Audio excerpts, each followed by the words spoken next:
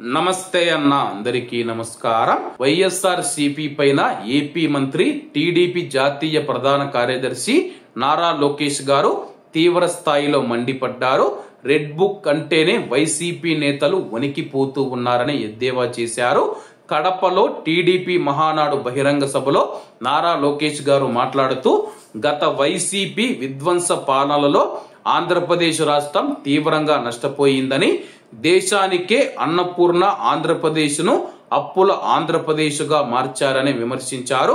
2024లో mass victory సాధించామని, 94% strike రేటుతో చరిత్ర తిరగరాశామని, ఇది టీడీపీ కార్యకర్తల నాటు దెబ్బ అని అన్నారు. టీడీపీ జెండా పీకేస్తామని, పార్టీ లేకుండా చేస్తామని అన్నారు. కానీ వారే అడ్రస్ లేకుండా పోయారని వైసీపీ పైన విమర్శలు చేశారు.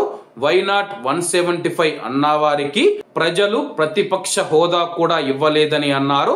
తల్లిని చెల్లిని మెడ పట్టుకుని బయటికి గెంటేసింది ఎవరు? సొంత బాబాయిని లేపేసింది ఎవరు? జే బ్రాండ్ అమ్మి పేదల రక్తం తాగింది ఎవరు? బల్ల కింద ఉన్న ఎర్రబట్టను నొక్కి ప్రజలను బాధింది ఎవరు అని టీడీపీ శ్రేణులను లోకేష్ ప్రశ్నించారు. ఎర్ర బుక్కు పైన వైసీపీ నేతలకు ఎందుకంత ఏడుపని ప్రశ్నించారు. చట్టాన్ని ఉల్లంఘించి ప్రజలను కార్యకర్తలను ఇబ్బంది పెట్టిన వారిపైన చట్టపరమైన చర్యలు తీసుకుంటామని ఆనాడు తాను చెప్పానని తెలిపారు.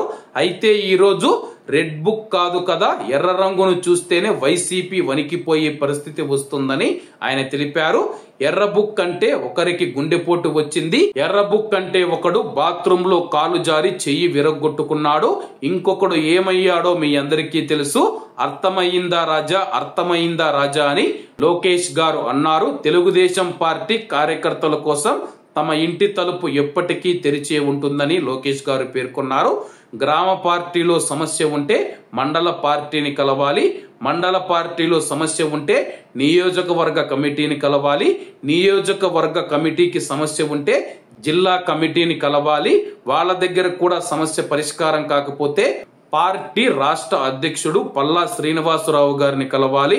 ఆయన వల్ల కూడా కాకపోతే మీకు లోకేష్ అండగా నిలబడతాడు. మీ సమస్య పరిష్కరించే బాధ్యత నేను తీసుకుంటానని చెప్పారు. మరి దీనిపైన వైసీపీ నాయకులు స్పందించాల్సి ఉంది. కాబట్టి అందరూ బాగుండాలి, అందులో మనం ఉండాలి. అందరికీ నమస్తే అన్న, జై హింద్.